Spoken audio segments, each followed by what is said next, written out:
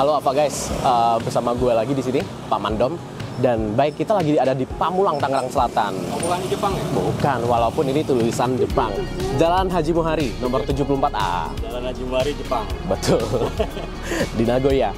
Nah, bengkel ini kata-kata orang nih di sekitaran sini yang punya bengkel ini jago banget ngecat, dan katanya dia itu bukan painter tapi printer. Gue juga nggak tahu kenapa. Nah, bengkel ini katanya juga garap mobil-mobil premium. Contohnya di sini El Camino. Ya, bentuknya sih masih begitu ya. Dia sangat langka dan cuma ada satu di Indonesia. Nah, yang sini nih, yang sedang dikerjain adalah mobil pesanan dari salah satu artis ibu kota yang suka joget. Yuk kita cari yang punya.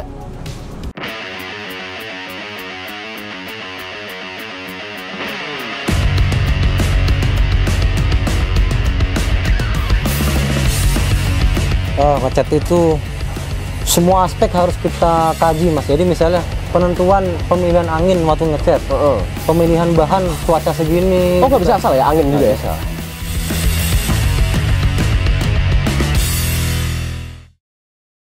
Mas Lugi, thank you ya. Kita udah boleh mampir ke Kanagi. Sama-sama, boleh.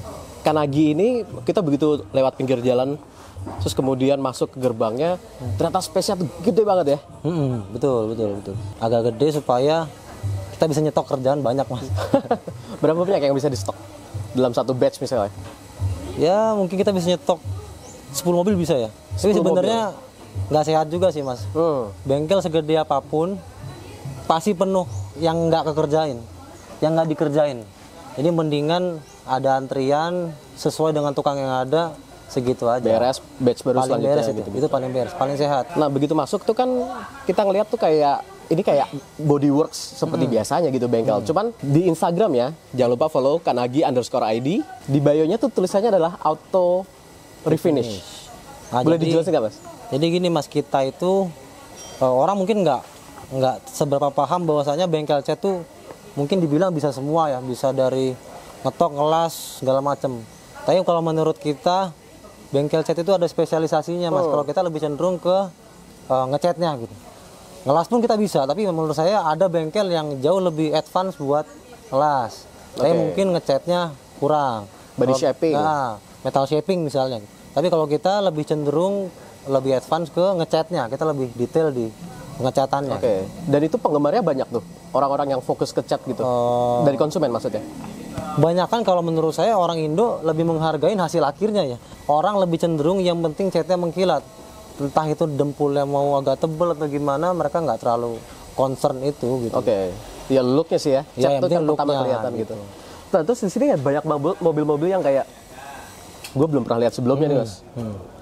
Siapa sih konsumen yang datang gitu, dan mobil yang tipe kayak apa yang kita ke sini? Kalau orang yang datang ke kita itu rata-rata segmentasinya orang hobis, Mas. Jadi orang yang maunya mobil dikerjain, ya bisa dibilang kita sepenuh hati gitu, Mas ya. Kita nggak ngejar buru-buru, yang penting bagi orangnya rapi gitu.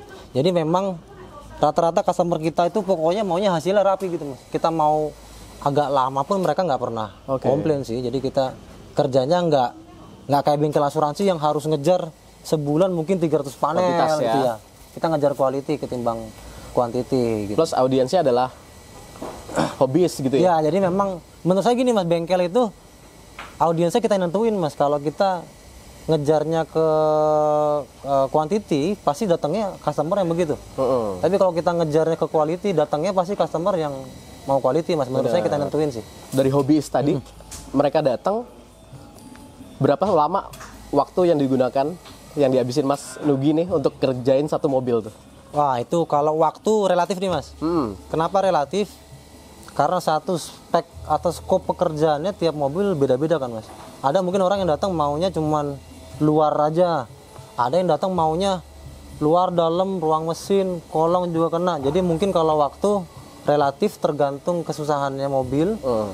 Tapi rata-rata tuh dari 3 minggu sampai setahun mungkin ya. Ada yang sampai setahun ya? Ada. Jadi Jadi karena- setahun tuh banyak hal ya, Mas. Spare partnya belum datang. Atau orang nggak ada kabar. Jadi mobilnya Tinggal ya aja udah gitu ya. nyangkut aja gitu, Mas. Nggak ada kabar. Mesinnya juga dicicil datangnya Ya, gitu-gitu gitu. ya. Jadi banyak hal juga sih. Tapi rata-rata kalau mobil JDM dari 1 sampai 2,5 bulan lah Mas kira-kira. Oke. Range waktunya segitu antara itu. Kalau udah American Muscle udah pasti 4 bulan ke atas, nggak mungkin di bawah itu karena kroposnya pasti banyak. Keroposnya masih banyak, jadi harus kayak ditambal dulu apa Iya, segala kita macam. tambal dulu Plat terus. baru apa segala macam ya. Dan mereka platnya kan jauh lebih tebel Mas. Jadi kita lebih susah, tukang ketok kita jauh lebih susah ngerjainnya Oke, I see. timbang mobil JDM.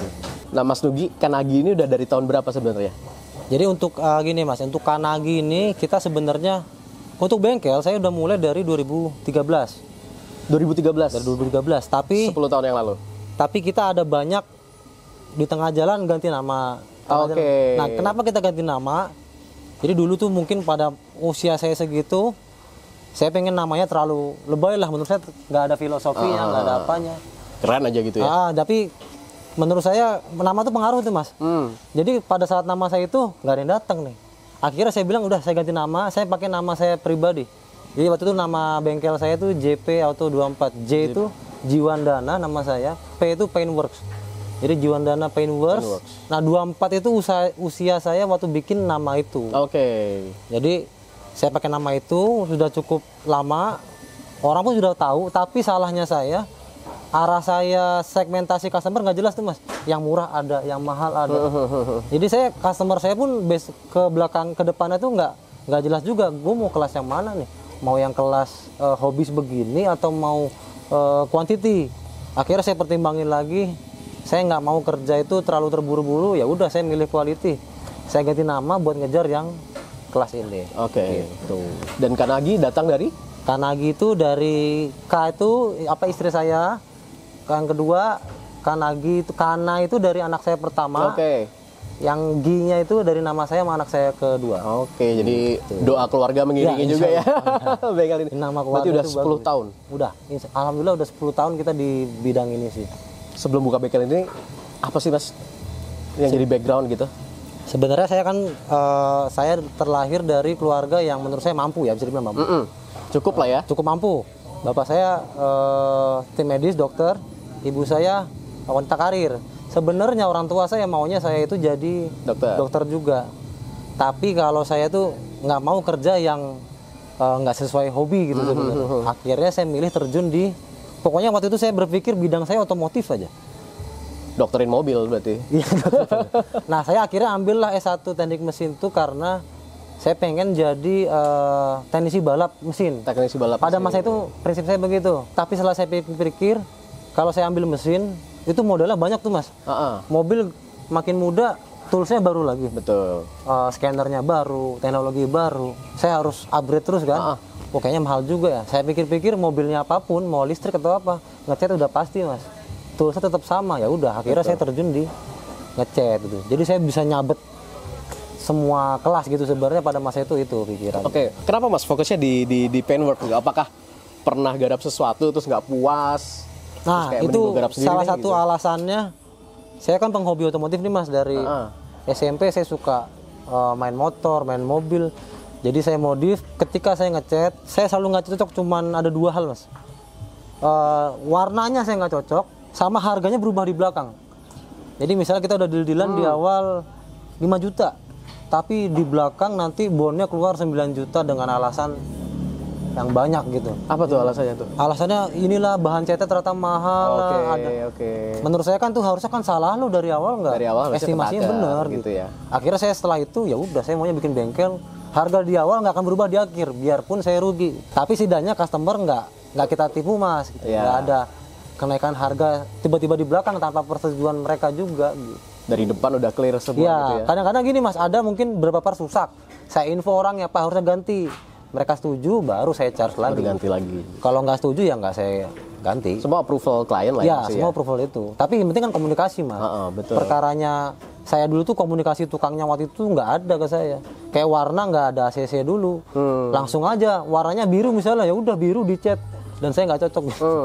Saya kayak ya udahlah mau gimana lagi, saya ngecat lagi di tempat lain. Di tempat lain pun sama.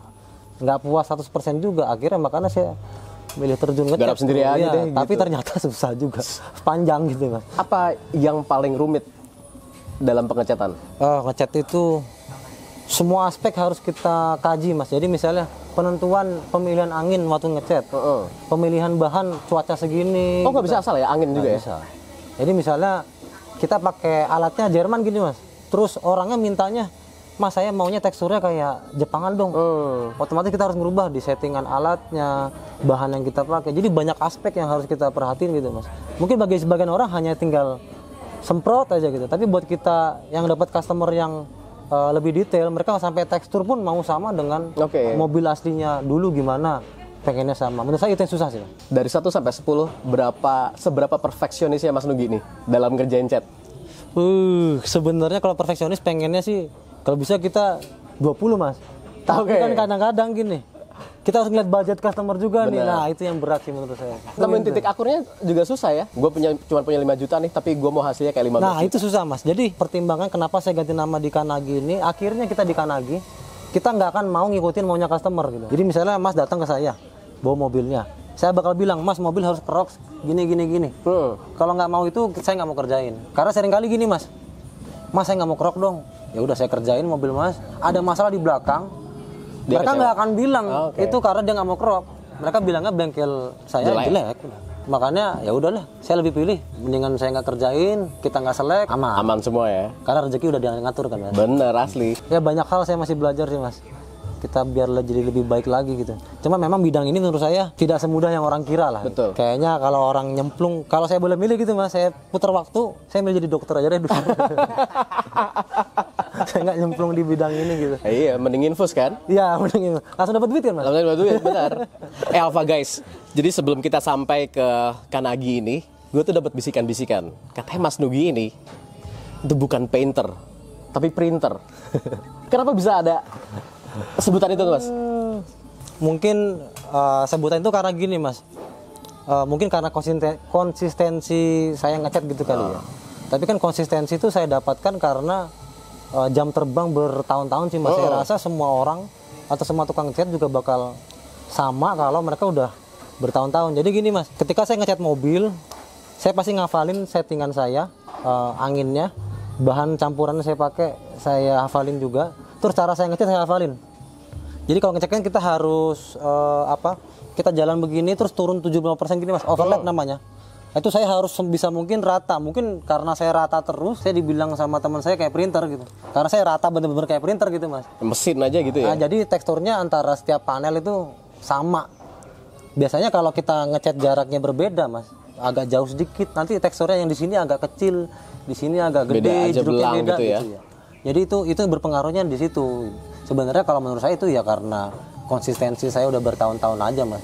Tapi painter lain pun bukan bakal sama. Kalau udah bertahun-tahun di bidang ini sih pasti sama. Jadi, sama mungkin dapat customernya yang bawelnya ekstra gitu ya. Jadi dipikirin gitu kalau gue beda. Iya benar-benar nggak bisa tidur juga tuh jangan-jangan tuh.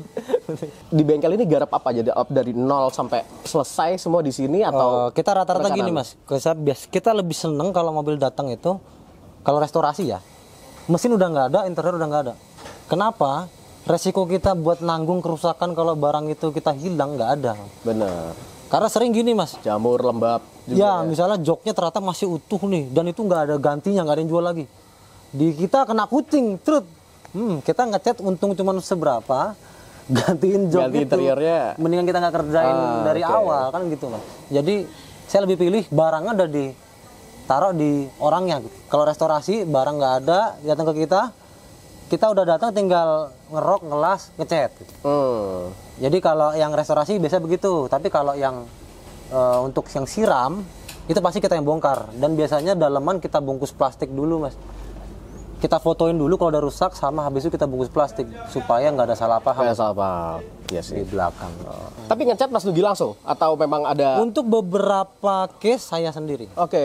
Jadi memang kan kalau ngecat itu beberapa warna termasuk warna yang momok mas. Misalnya warna silver. Itu mungkin bagi sebagian orang warna gampang lah itu. Padahal itu ada potensi namanya blorok gitu mas. Jadi kayak nggak rata gitu. Itu memang dari kelihatan banget lagi kayak panu. Iya, kayak panuan itu dari tukang catnya. Tukang catnya nggak beres pasti blorok itu mas. Oke.